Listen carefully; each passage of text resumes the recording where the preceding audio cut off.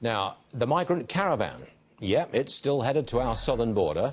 This as we're finding out that the military plans to deploy 5,000 additional personnel to the border. That's America's military, 5,000 personnel going to our border with Mexico.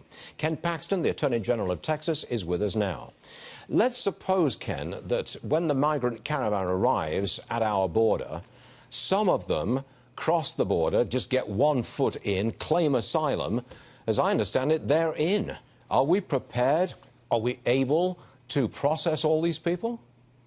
Well, obviously we're going to have to. This is a process we've been going through for the last several years, and they understand the loophole, and they're using that loophole. So whether they actually get to stay in the United States while they're waiting for asylum, there may be an opportunity to send them other places so they're actually not here and disappearing.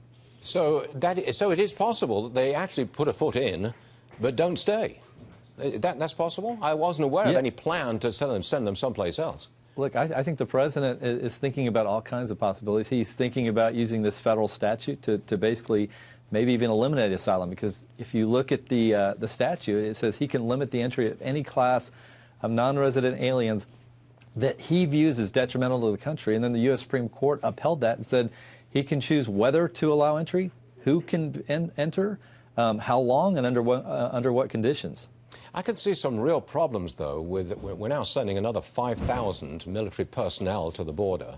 I don't know whether they're engineers, doctors, lawyers, or whether they're guys with guns.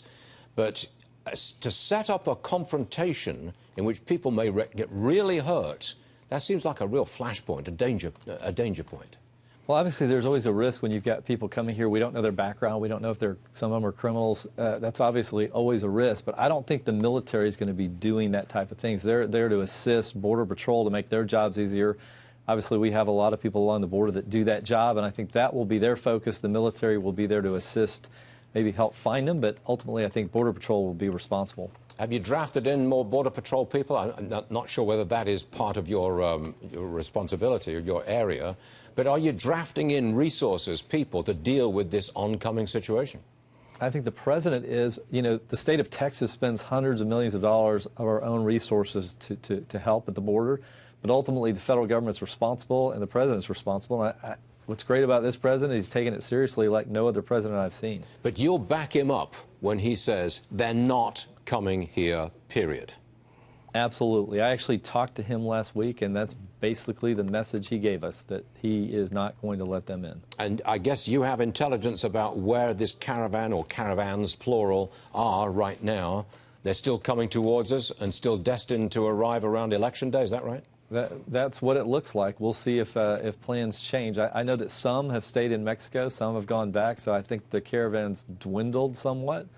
But I think ultimately we'll see at least a few thousand that arrive at our border, likely the Texas border. Got it. Ken Paxton, Attorney General of Texas, thanks for joining us, sir. Always appreciate it. Thank you. Have a great day. Yes, sir. Thank you.